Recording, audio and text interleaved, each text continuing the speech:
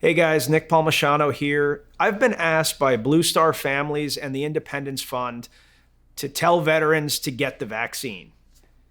I'm not going to do that because I just frankly don't believe in telling people what to do. What I will do is kind of talk about it a little bit. So, one, I completely understand being hesitant to get the vaccine. After all, this is the same government that gave us the anthrax vaccine, that pretends burn pits isn't a thing, that ignored Agent Orange for years with the previous generation. They don't have a high level of trust in general terms with the military, right? We tend to be the guinea pigs. So, I 100% understand why, as an active duty military person or as a veteran, you would say, screw this, I'm not interested. That being said, in places where people are getting the vaccine in a significant manner, the disease is basically dying. When you think about the threats of the vaccine, and again, I start this by saying I'm not a doctor, I'm not a PhD, I'm not going to pretend that I have some vast knowledge that other people don't. But I have read a whole lot about this, and I've spoken to doctors that are experts in this arena. The process was very fast, but steps were not skipped. So what they did was they ran some steps concurrently, and also all of the businesses began production before approval. So if it hadn't been approved, then they would have had to scrap that production. Essentially, they had multiple things running at once so that all of the safety steps could be put in place and the vaccine could still be executed. Why do I think this is important? Again, it's super hard for me to come out and say, you've got to do something. At the end of the day, it's your body. You do whatever you want with it.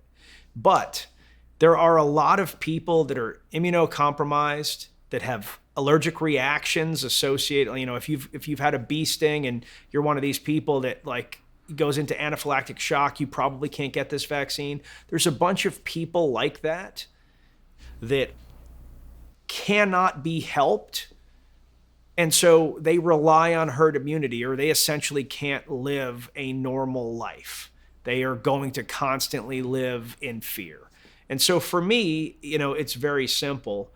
I'm not afraid of the vaccine. It's not a thing that scares me. I trust the medicine. I realize that it's possible that there could be side effects, even though none have been really shown over time.